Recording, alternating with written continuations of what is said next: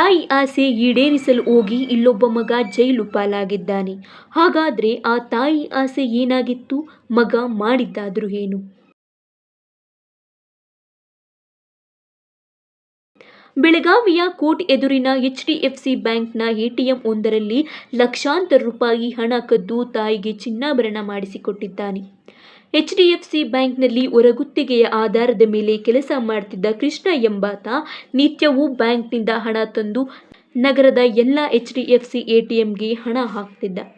2 ದಿನಗಳ ಹಿಂದೆಯಷ್ಟೇ ATMಗೆ ಹಣ ಹಾಕಿ ಹೋಗಿದ್ದ ಆತ ಕೆಲ ಹೊತ್ತಿನ ಬಳಿಕ ತಾನೇ ಬಂದು ಲಾಕ್ ಓಪನ್ ಮಾಡಿ ಬರೋಬ್ಬರಿ 8,65,000 ಹಣವನ್ನ ಕದ್ದು ಪರಾರಿಯಾಗಿದ್ದಾನೆ. ಈ ಹಣದಲ್ಲಿ 1,54,000 ಮೌಲ್ಯದ ಚಿನ್ನದ ಸರವನ್ನ ತಾಯಿಗೆ ಮಾಡಿಸಿಕೊಟ್ಟಿದ್ದು, ಉಳಿದ ಹಣದಲ್ಲಿ ಮೋಜು ಮಸ್ತಿ ಮಾಡಿದ್ದಾನೆ. ಹಣ ಹಾಕುವ ಮತ್ತು ಹಣ ಎಗರಿಸುತ್ತಿರುವ ದೃಶ್ಯ CCTV ಕ್ಯಾಮೆರಾದಲ್ಲಿ ಸೆರೆಯಾಗಿದ್ದು, ಈ ಕುರಿತು ಚಿನ್ನದ ಸರ ಹಾಗೂ 5,74,000 ಹಣವನ್ನ ಮಾರ್ಕೆಟ್ ಠಾಣಾ ಪೊಲೀಸರು ವಶ ಪಡೆದುಕೊಂಡಿದ್ದಾರೆ.